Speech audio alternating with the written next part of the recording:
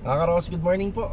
Yan, good morning. Kamusta po tayo lahat? Ito another day and another house improvement ngayong araw po ng Sabado. Yan, kasama ko nga po pala si Mrs. Yan, good morning.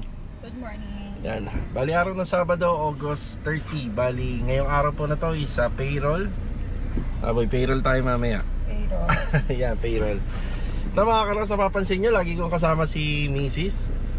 Siyempre hindi naman palagi kaya natin mag-isa. So kaya kailangan natin ng kapartner sa buhay. So kahit po sa mga assignment namin, sinasama ko siya.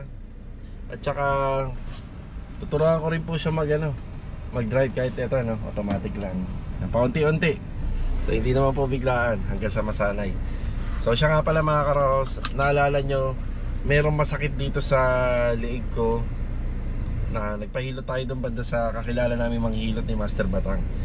Naging okay naman siya kahit papano, pero mga ilang linggo nararamdaman ko pa rin. Maraming nagsasabi magpa-check up. Yes, sige, magpapa-check up po tayo. Pero meron muna kaming isang pupuntahan na marami na po napatunayan sa mga ganitong kaso. So, ito samahan niyo po rin. Bale ito mga Karos, samahan niyo rin kami ngayong araw na to. Project update tayo, tapos may pupuntahan din tayo rito sa Phase 4 kasi meron tayong bagong renovation project dito. Enjoy watching po mga Karos. Let's go. Tara. Good morning nga pala sa mga client owner namin dito sa Lumina Homes Phase 3, kay Sir Joshua at saka kay Ma'am Mayra Mando. Good morning po. Opya.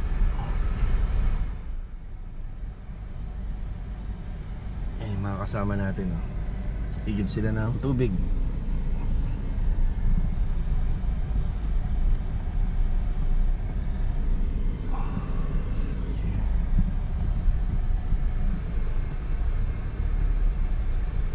Yan, bibigay muna tayo ng assignment dito bago tayo malis. Lonis, good morning. Good morning. Yan, Lag, good morning, Lag. Good morning. Yan, bali ang una pong pinagagawa natin sa kanila is yung linisin na putong sa may kabilang bahay. Tapos ito po ay nakaschedule po para hakutin yung mga panambak ngayong alas 9 ng umaga. Sa Riego de Dios project nga po pala, nahakot na rin yung mga panambak doon. Natira na lang yung mga kahoy tsaka yung basura.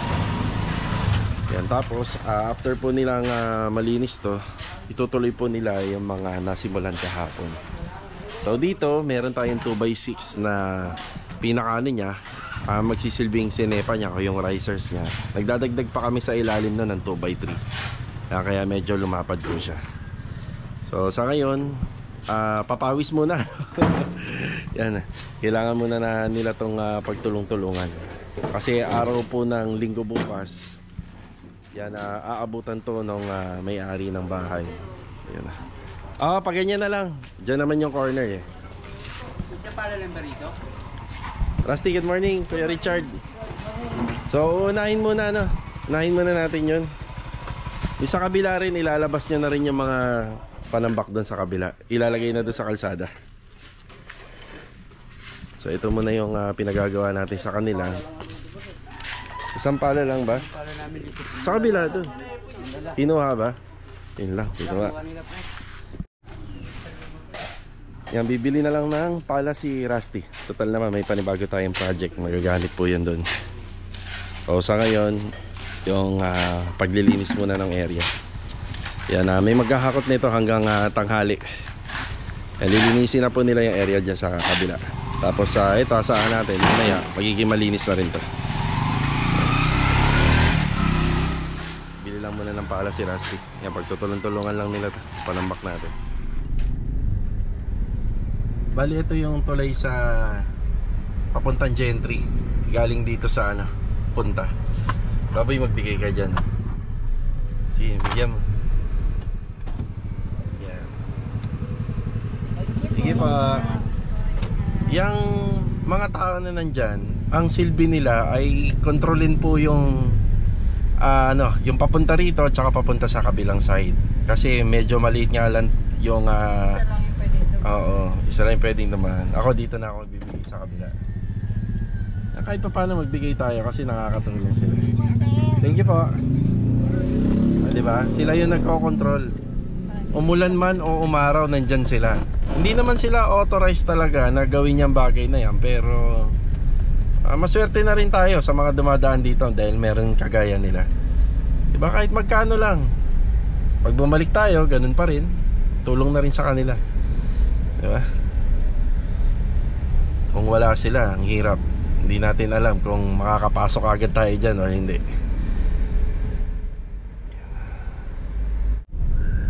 Ganda oh. Ganda ng tanawin dito oh. Ganda oh, bagot tayo dyan oh. Gusto ko talaga nakakita ng ganyan, di ba? Take the next right onto Princess Street.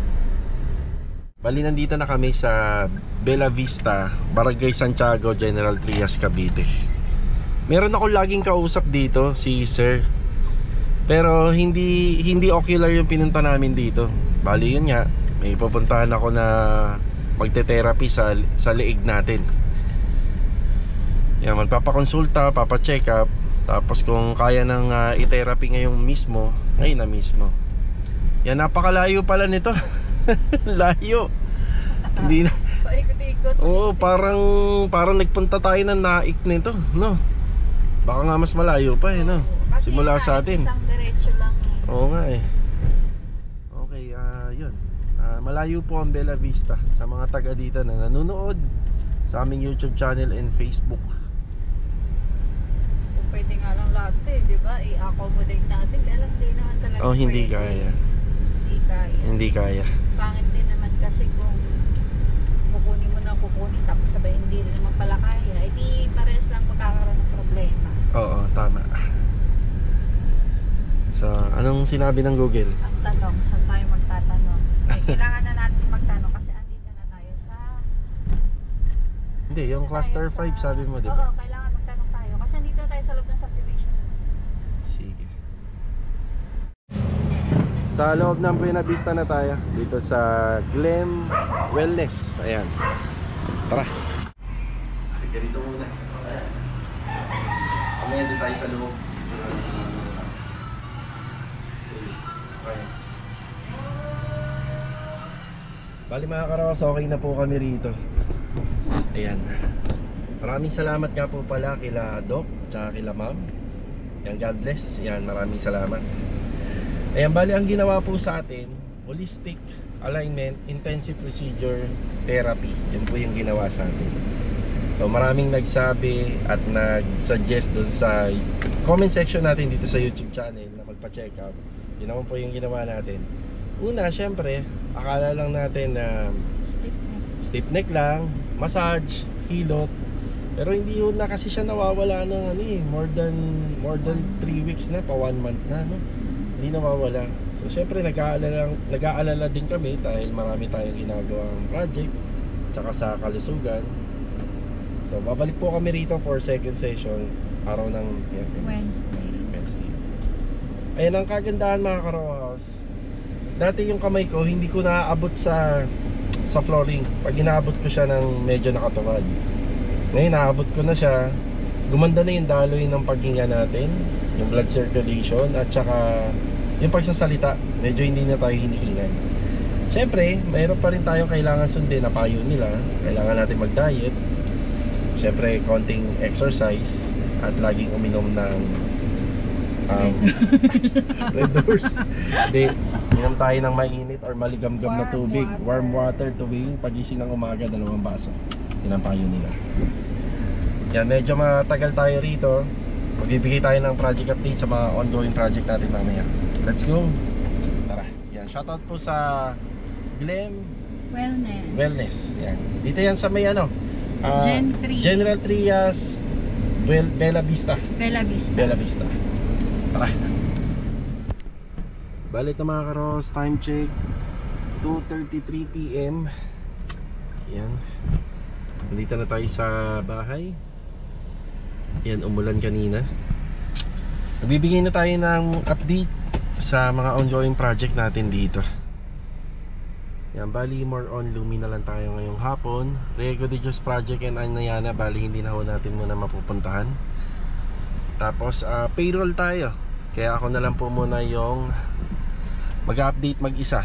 At si Mrs. po ay gagawa na po ng ating payroll. Pupuntahan natin yung project natin dito sa Phase 3. yung 2 unit na ginagawa natin dito. Tapos yung project po natin sa phase 6, yan, malapit na po matapos yun. At yung bagong project naman natin dito sa phase 4. Yan. Pahinga lang ako saglit after ng therapy session natin dun sa Buena Vista General Trias. Highly recommended mga karo sa mga may problema, stroke, may problema sa spine. Basta yung pwede yung sa services nila. Ito, pakipuntahan po tong page at kontakin nyo na lang po para makapagtanong, inquiries and schedule. Bali hindi po sila tumatanggap ng walk-in, kailangan na schedule po talaga. Let's go. Balik tayo rito sa phase 3. Ayan, may bubong na po at saka meron na rin siyang fiber cement board dito sa may harapan ng bahay. Tapos dito banda, yan, magkakaroon pa siya ng ceiling dito para matakpad yung ating gutter. Bali yan, gagamitin namin dito is yung Pisem board. So yung Pisem board, yung magsisilbing parang ceiling yan. Dapat ang plano ko rito is yung tinatawag ng spandrel hanggang dito. Yun nga lang, hindi na natin magagawa yun. Gawa ng sobrang aangat na ng gusto yung bubong natin. So aangat na po siya. Bali, nakaangat na po siya dito sa magkabilang bahay. Pero pagdating dito sa loob, naka-spandrel ceiling tayo dito. Saglit lang. Sige. Tapos ang update naman dito, yung metal paring, ganito yung pagkakalatag niya kasi napili ni client yung wall-fluted panel pag ganito po. Pahalang ang pagkakabit. Yan, maluwag. Tapos dito rin, nilalagyan na rin po na metal framing to. Kasabay na yung ginawa nating extension dito. Yan, ito muna yung inuuna. Pagka meron na nito, wiring na. Tapos dito naman sa taas, ang kasunod nito next week yung ating yung partition. So 1 bedroom pero may separation siya dun sa walk-in closet. Geras, okay na.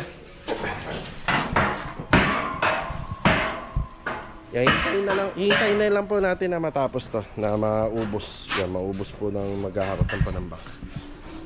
Tapos dun nga po pala sa kabilang project natin, wala mo nang gumagawa doon. Hintayin natin matapos yung curing time. Tapos may absent tayo si Kuya Richard. Yan, pero nagpapahakot din po tayo ng panambak dito. Pinapalinis din po natin. Ang bali hindi nakapasok si Kuya Richard, isa sana sa mga gagawin natin ngayon yung tiles dito sa harapan ng poste. Yan. Okay na muna tayo rito. Bali ito, masama na naman ang panahon. Ayan, alas 3 na ng hapon. Yan na.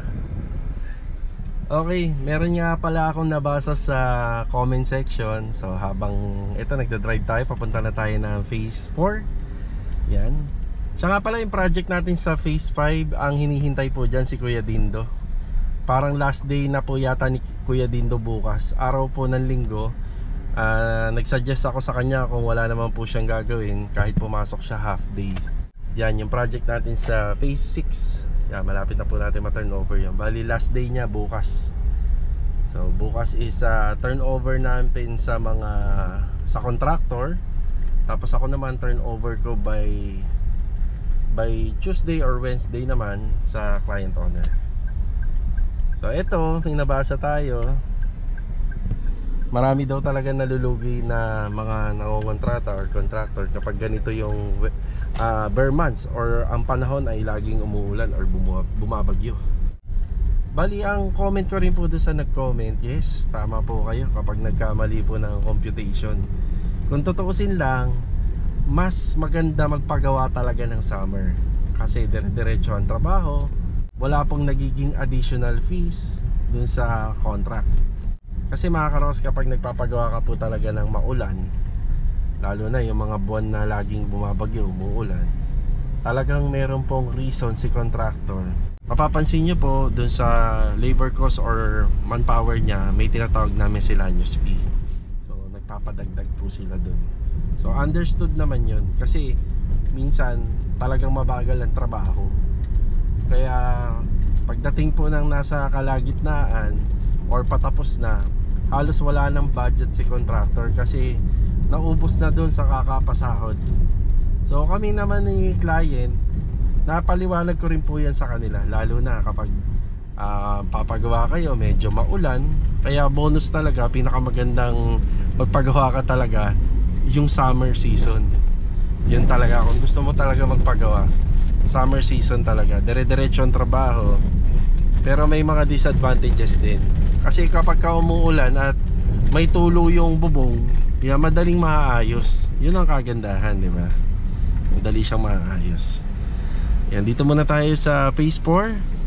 Tapos bibisitahin ko si Kuya Dindo sa malapit na natin ma-turn over na unit.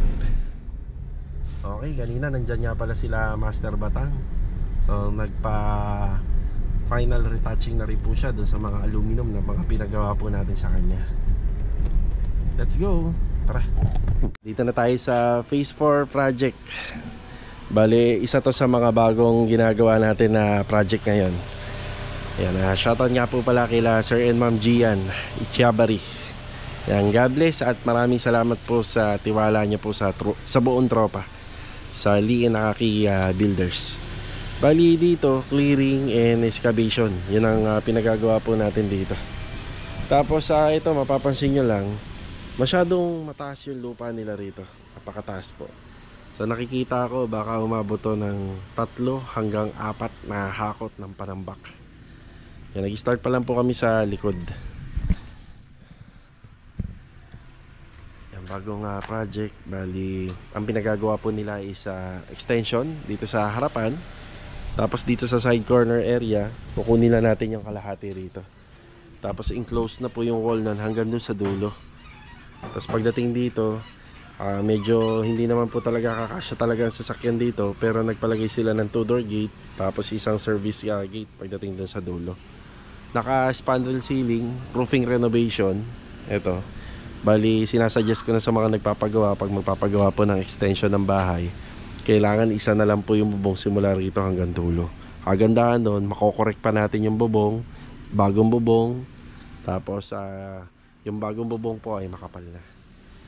Yan, dito din. Tapos ito spandrel ceiling, naka PVC roofing naman yung gilid. Epoy, good afternoon. Yan, pinagagamit ko po sa kanila yung kolong-kolong natin. Kasi wala pa po tayong susi nitong bahay, pero lalagyan muna natin ng pansamantala na kandado to. Tapos yung kolong-kolong, bali uwian po yung mga gamit natin. Saka pala kung bakit ganito yung itsura ng loob, pinapasok po ng tubig to. Yan, bali isa sa mga gagawin nating trabaho, babaklasin natin yung kisame. Yan, baklas kisame, abang ng wiring, kasi general rewiring. Itong tawag dito, breaker. Yan, bali hindi pa kasama ang interior sa mga trabaho na pinagagawa. Sandy, good afternoon po. Ito po yung sitwasyon. Tapos kita nyo kung gaano kataas yung lupa rito. Ayun o, kung gaano po kataas itong PVC na door, yun po yung lupa. Yan, sa nakikita ko, yung mga nagpagawa dito, dyan itinambak yung lupa at hindi na po ito na ipahakot. Yan o, taas o. Ang usapan namin ni client dito, sagot niya yung hakot panambak. Yan, matatanggal ito, mapapalitan. Tapos matatanggal din po ito. Yan. Yan, kukukay pa lang po sila. Yan, isa sa mga may hirap na trabaho ngayon dito is yung maghukay. Gawa na makita nyo, maputik yung lupa. At ang pinoproblema ko pa rito, may mga namimili rin po kasi sa mga hakot panambak eh. Hindi po lahat na naghahakot ay hahakot sila. So pinipili rin po nila kung ano po yung kondisyon ng lupa. Kaya sa nakikita ko, napakatagal pa po ito nito bago mahakot. Yan. So ilang araw na excavation to hanggang sa mapunta natin dito yung lupa. Then schedule tayo ng hakot panambak every other 2 days. Yan. So ito yung bago namin ginagawa rito. Meron naman na po siyang kuryente. At meron na rin naman po yata siyang tubig dito. Yan, meron na, natabunan lang. Nandito naman tayo sa malapit na natin may turnover na project natin dito sa phase 6. Magandang araw po sa mga client owner natin dito. Yan, dito banda halos malinis na. Tatanggalin na lang po namin yung ibang kalat namin dito. Yan, pipinturahan na lang natin yung trench drainage. Tapos retouching na lang po sa mga gate. Tapos linis na lang. Ang ilan sa mga ginawa rito, sinilicon sealant na. Yan, naka-silicon sealant na yung mga lamppost. Good afternoon, Master Dindo. Good afternoon. Yan, tapos yung downspout yan, pipinturahan na lang po yan. Yan, halos retouching na lang. Yan, linis na. Tapos dito naman, tile grout. Yung application ng tile grout. Yan, may nakikita ba kayong ano doon? Air vents. Ayan o. So kaya may air vents doon sa ibabaw nitong bubong natin dito. Kasi dyan po lalabas yung hinihigop ng exhaust fan. Yan. Safe naman na yan at hindi yan papasukin ng tubig. Yan, may ilaw na rin tayo nilagay dito.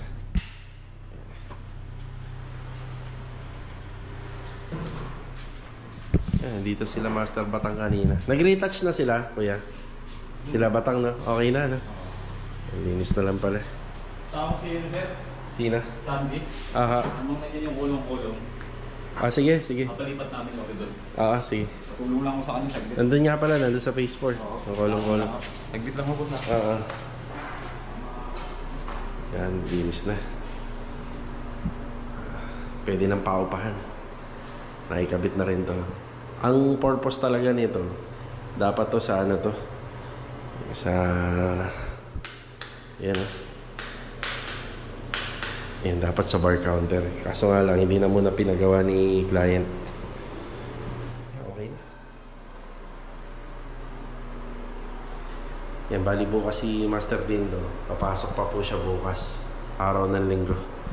Yan, para tuluyan na matapos to. Ito, nasilyado na pala to. Nakasilant na.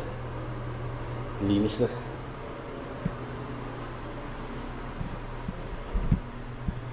Dito din.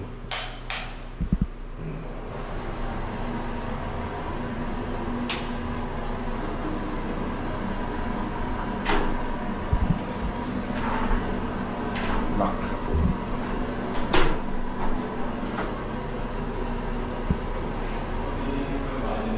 Sige ha. Sige. Halos sobrang linis naman na ng gawa. Yan pang turnover na. Yan. Pwede na ang paupahan ni client. Palitan na natin. Yan. Lalagay na lang yung mga plate cover niyan. Sa ano nga pala, sa cortina.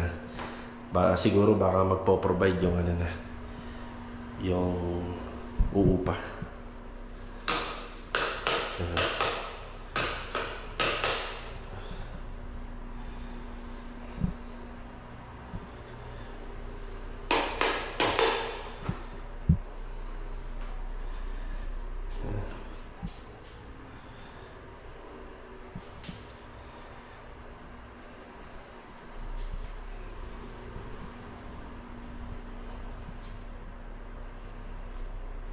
May abang naman na tayo ng aircon.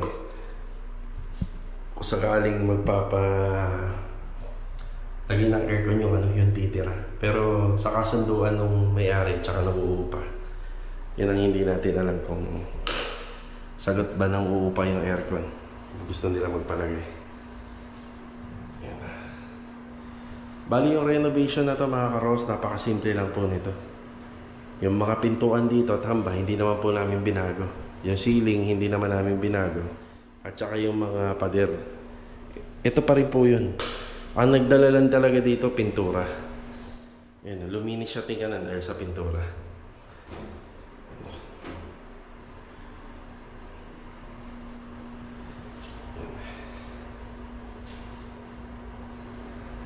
Ayos na tayo rito.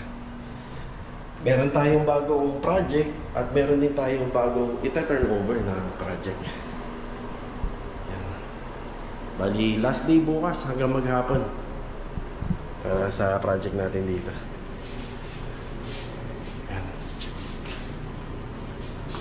Kita-kita na lang po ulit tayo for the next video mga karos. Ito paalam po muna.